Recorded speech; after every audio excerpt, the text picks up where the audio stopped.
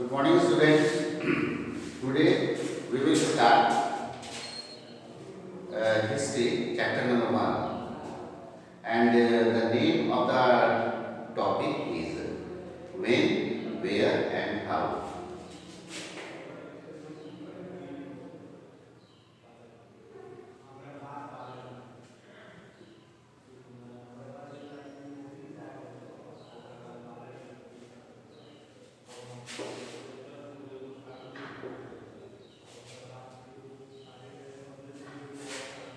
When means कब, where means कहाँ, and how कैसे.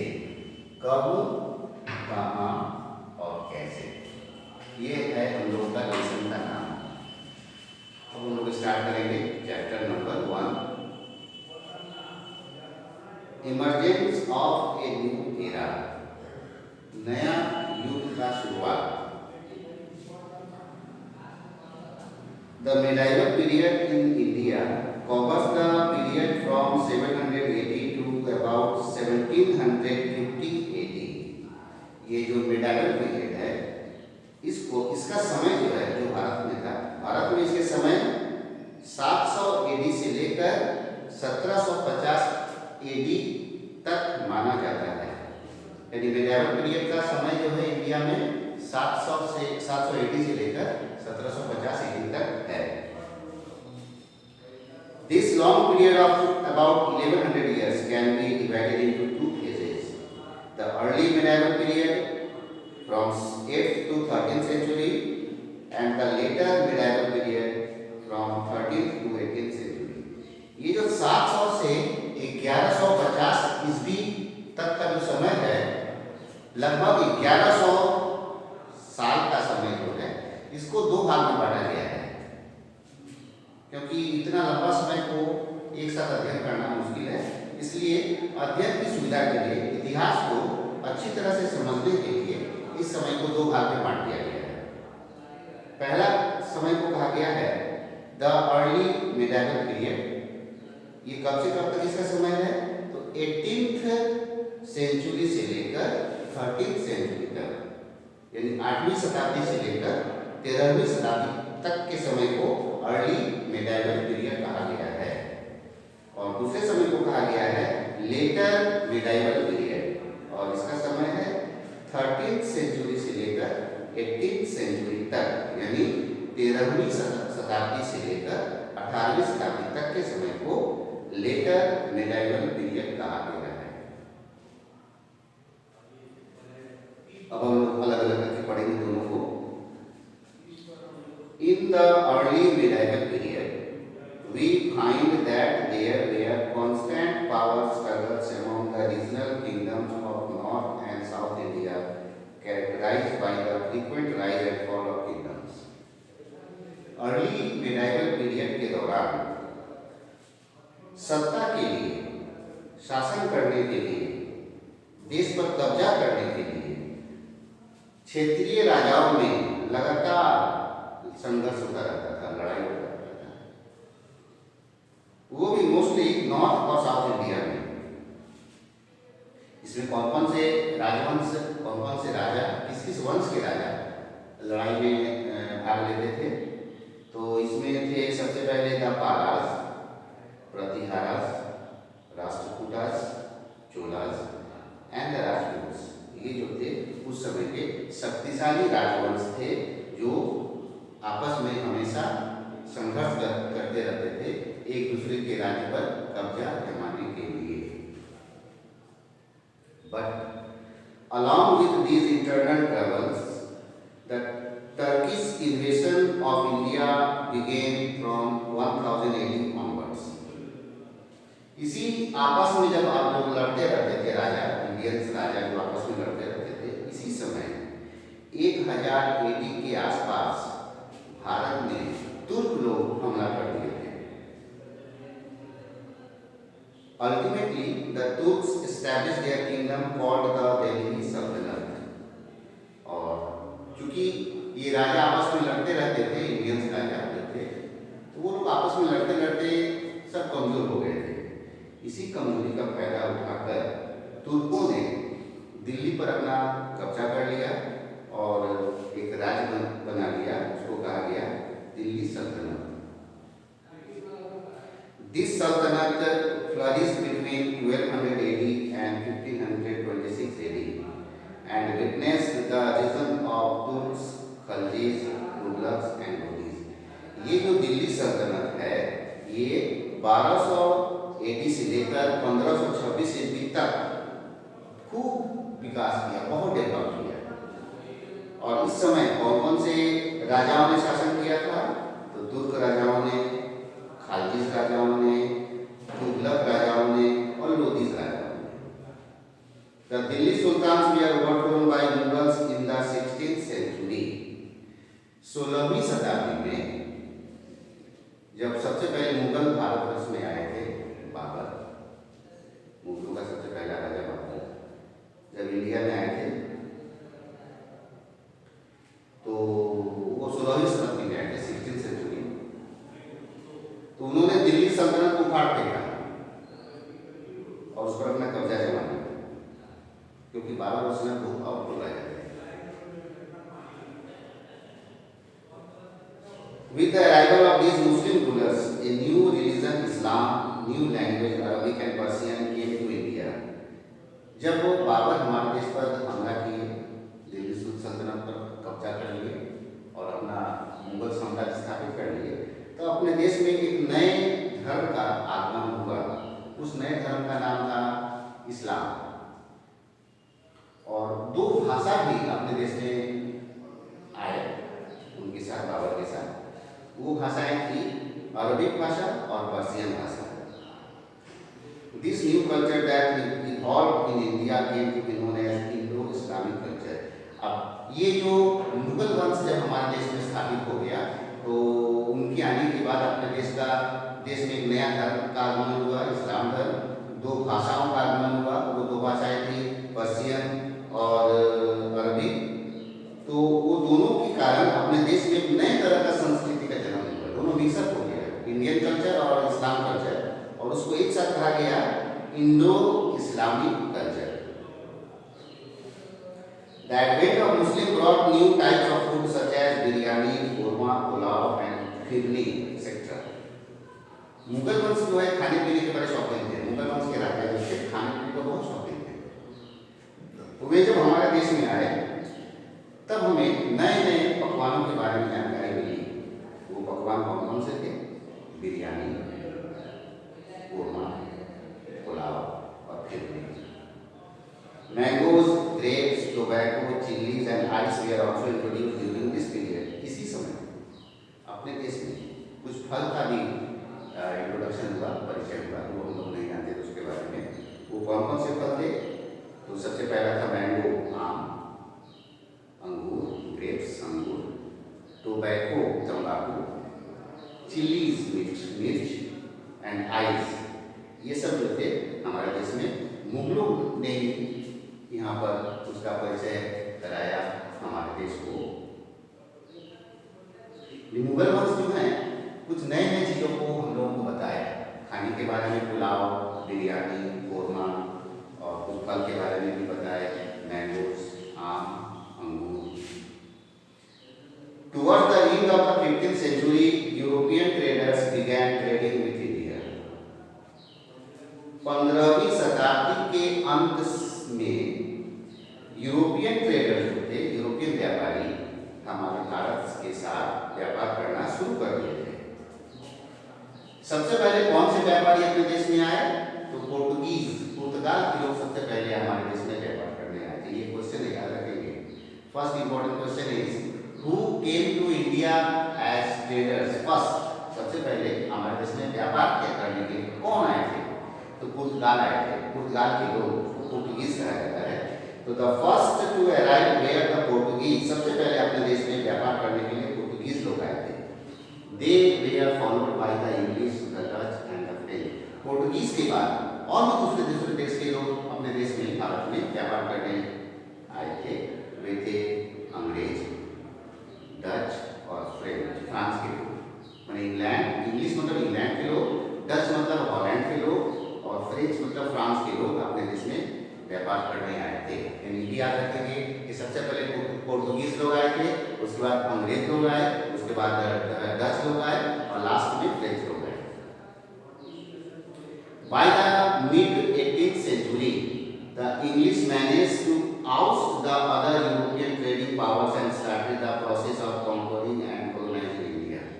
ये जितने भी व्यापारी थे, जैसे Portuguese, English, Dutch and French, इन व्यापारियों में अंग्रेज जो थे बड़े चालाक थे।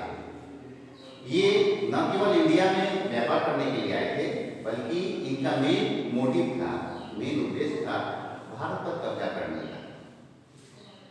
इसलिए उन्होंने क्या किया कि बाकी जो 3 व्यापारी थे, डच, पोर्तुगीज और फ्रेंच, इनको धीरे धीरे इनका बिजनेस को बढ़ाना शुरू किया और उसके बाद भारत पर अपना कब्जा जमाने का प्रयास करना शुरू कर दिया।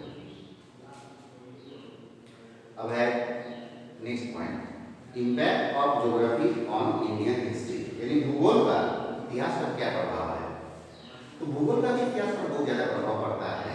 जैसे भौगोलिक अवस्थाएं, जैसे आप कह सकते हैं पहाड़ का इतिहास पर बहुत प्रभाव पड़ता है, समुद्र इसका भी प्रभाव पड़ता है, घाटी, नदी, ये सब का भी हमारे इतिहास पर बहुत प्रभाव पड़ता है। The geography of a country influences its history to a great extent. Here we find some fascinating examples of how historical forces are shaped by geography. हम लोग यहाँ पढ़ेंगे, कुछ एग्जाम्पल के तौर पर पढ़ेंगे कि किस प्रकार भौगोलिक अवस्थाएं इतिहास को प्रभावित करती है। सबसे पहला point, ports such as Surat, Machilipatnam, Cambay, Cochin became major centers of internal and foreign trade.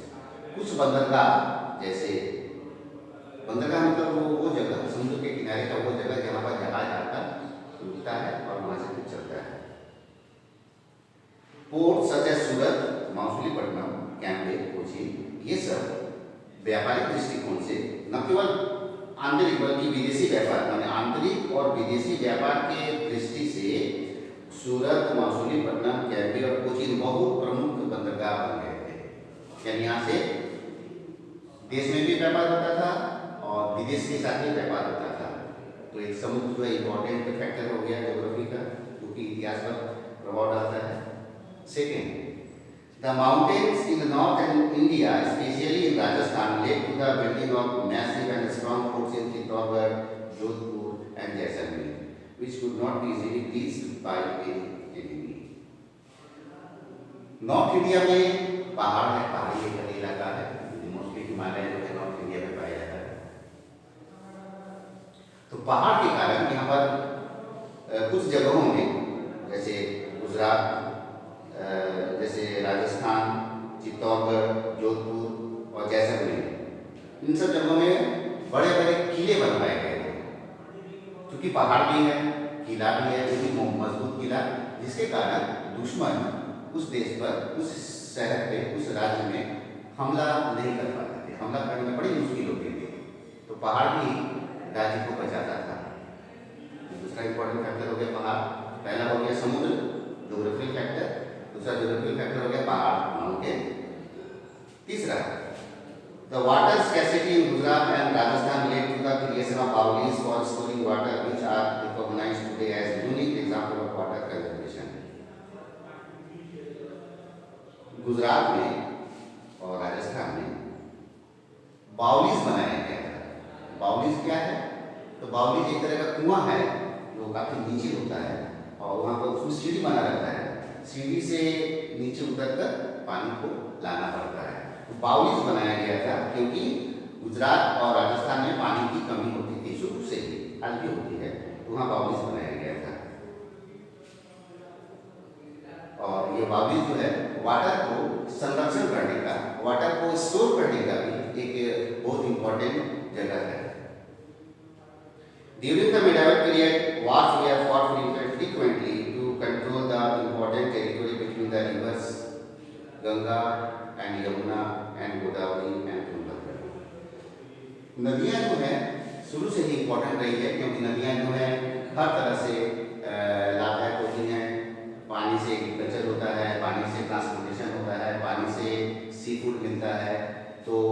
नदियों पर कब्जा करने के लिए अक्सर लड़ाइयाँ होती थी। और किन की नदियों पर कब्जा होने के लिए? तो गंगा, यमुना, गोदावरी और तुंगभद्रा, इन नदियों पर कब्जा करने के लिए मिडिवल पीरियड में हमेशा लड़ाइयाँ होती रहती थी। अब है India new and old terminology. India का नाम जो है, इंडिया को इंडिया के ही नाम से नहीं जाना जाता है, बल्कि इसके कई नाम हैं। जैसे आप जानते हैं, इंडिया को भारतवर्ष कहा जाता है, इंडिया को आर्यवर्त भी कहा जाता है, इंडिया को हिंदुस्तान भी कहा जाता है, इंडिया को भारतवर्षम भी कहा जाता है, इंडिया को जम्बूद्वीप भी कहा जाता है। बहुत सारे इंडिया का नाम है। तो इंडिया को अलग अलग नामों से क्यों पुकारा जाता है, अब हम लोग ये पढ़ेंगे। From the beginning of the medieval period, India has been known by different names. Medieval period में इंडिया को कई नाम से जाना जाता था। From आर्यवर्त to हिंदुस्तान, में इंडिया को आर्यवर्त भी कहा जाता था, हिंदुस्तान भी कहा जाता था। India got its name Hindustan because of the people living around the Indus River. India को हिंदुस्तान इसलिए कहा जाता था क्योंकि इंडिया जो है इंडस रिवर के पास था।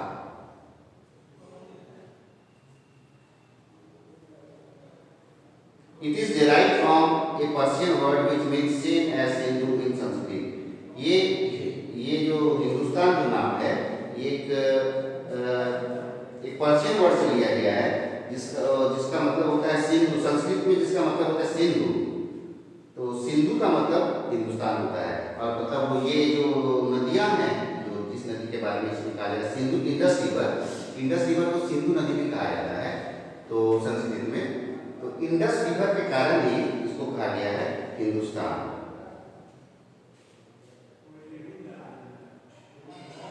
हिंद भी indicates the Indian subcontinent in Persian and Arabic. Persian और अरबिक में इंडिया को हिंद कहा जाता था। When the term Hindustan was used in the 13th century by chronicles Minhaj us Siraj, he meant the areas of Punjab, Haryana and the land between the Ganga and Yamuna, as this land was ruled by Delhi sultans. जब हिंदुस्तान शब्द का use 13वीं शताब्दी में किया जाता था, उस समय इसका मतलब था कि वे सारे एरियाज जो पंजाब में आते थे, हरियाणा में आते थे और गंगा और यमुना के बीच जो एरिया आते थे, इस पर दिल्ली सुल्तान का शासन था। उन सब सारे पूरे साम्राज्य को एक साथ कहा जाता था Hindustan. South India was not a part of this term. उस समय साउथ इंडिया हिंदुस्तान का भाग नहीं था। When Babur used the term Hindustan, he used it in a broader sense to include the geographical and cultural characteristics of the entire Indian subcontinent. जब बाबर ने हिंदुस्तान शब्द का यूज किया तब उसका विस्तृत मतलब होता था, यानी पूरे सब कॉन्टिनेंट जो था हमारा, the geographical and cultural characteristic of the entire Indian सब कॉन्टिनेंट, यानी पूरे भारतवर्ष का जो भी संस्कृति था, भौगोलिक स्थिति था, सारा को एक साथ कहा गया था भारतवर्ष। यानी पूरे नॉर्थ ईस्ट साउथ वेस्ट सबको मिलाकर कहा गया था Hindustan. At that time, this term did not have any political meaning as it has today. उस समय इसका वो मतलब राजनीतिक मतलब नहीं था जो कि आज है। आज जो इंडिया का मतलब है कि इंडिया नॉर्थ में इतना किलोमीटर तक इंडिया है, नॉर्थ में इतना है, साउथ में इतना है, ईस्ट में इतना, और नॉर्थ साउथ वेस्ट में इतना। उस समय ऐसे नहीं था, किलोमीटर के हिसाब से नहीं लिमिट किया जाता। India is often referred to as Bharat in the Sanskrit literature. India is also known as Bharatvarsham. Sanskrit साहित्य में इंडिया को भारत भी कहा जाता है और भारतवर्षम भी कहा जाता है। सोर्स ऑफ इंफॉर्मेशन, ये सब जानकारी हमको कहाँ से मिलती है? तो किसी भी चीज को जानने के लिए किसी माध्यम की आवश्यकता होती है, कोई स्रोत की आवश्यकता होती है। तो इतिहास को भी जानने के लिए हमें कुछ स्रोत की आवश्यकता होती है। इन स्रोतों को दो भागों में बांटा गया है। Historical sources are classified into two broad categories, literary and archaeological sources. यानी इतिहास को जानने के लिए हमारे पास दो स्रोत है, एक लिखित रूप में और एक अलिखित रूप में। तो लिखित रूप में जो सोर्स है उनको कहा जाएगा लिटरेरी सोर्सेज, और अलिखित के रूप में जिनको है उनको कहा जाएगा archaeological sources. The literary sources of medieval India can be divided into indigenous or writings by the Indians and foreign accounts. Apart from these, we have points, inscriptions, and architecture. Manuscripts were a very important source of information for this period, which stretches from 700 to 1715. But one problem of manuscript is that since they were copied by hand, changes in words and sentences were brought in by scribes who copied these manuscripts. इन इतिहास को जानने का दो स्रोत है, पहला स्रोत को कहेंगे लिटरेरी सोर्सेज और दूसरे को कहेंगे आर्कियोलॉजिकल सोर्सेज। लिटरेरी सोर्स को भी आप इसमें भी कई भागों में बांटा गया है, जैसे कि हमारे देश में विदेशी यात्री भी आते थे घूमने के लिए, जैसे आप बेलसान हैं, आपके इब्न बतूता हैं, मार्को पोलो हैं, ये लोग अपने देश में आते थे घूमने के लिए। वो जब आते थे तो जिस राजा के शासन काल में वे लोग आते थे उस समय के बारे में वो हमें लिखित रूप में जानकारी दिए हैं। कभी कभी वो जो लिखे हुए हैं उनको दूसरे लोग कॉपी करते हैं, तो जो दूसरे लोग कॉपी करते हैं ओरिजिनल रूप का, ओरिजिनल फॉर्म का जो लोग कॉपी करते हैं उनको कहा जाता है स्क्राइब।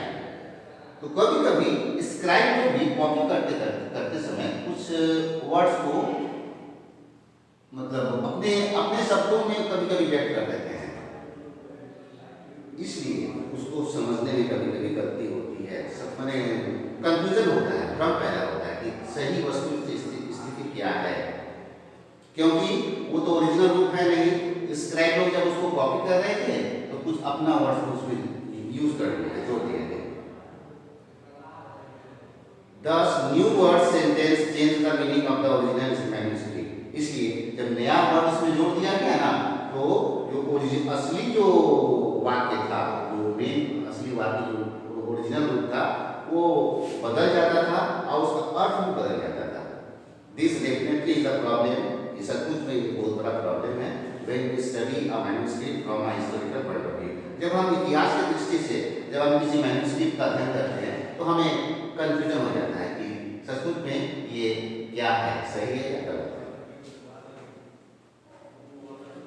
अब लिटरेरी सोर्स के बारे में पहले तो हम लोग पढ़ लिए थे, ये आपका लिटरेरी सोर्स को हम स्टार्ट करेंगे अगले क्लास में।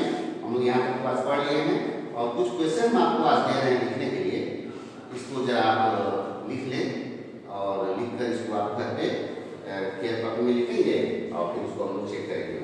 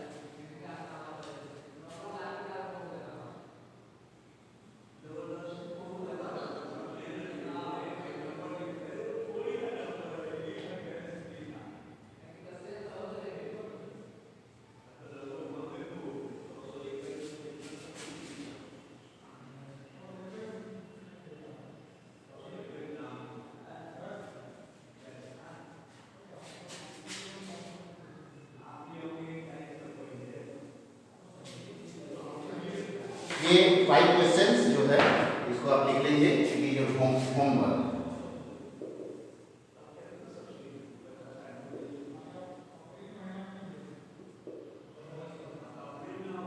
ये 5 क्वेश्चन आप लिख लेंगे, फिर अगली क्लास में हम लोग अगला शुरू करेंगे। ठीक है, थैंक यू वेरी मच।